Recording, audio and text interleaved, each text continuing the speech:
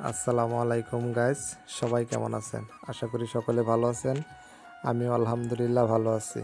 আপনাদের অনুরোধে আজকে আপনাদের মাঝে ডেনের ঘাটের যে গোল চত্বরের কাজ চলতেছে এটার ভিডিওটি আপলোড করলাম। ভিডিওটি কেমন হয়েছে অবশ্যই লাইক কমেন্ট শেয়ার দিয়ে জানাবেন। আর এখানে এত সুন্দর একটা পরিবেশ হচ্ছে, আসলে আপনারা সরাসরি না এসে বুঝতেই পারবেন না যে এত সুন্দর একটা পরিবেশ হচ্ছে।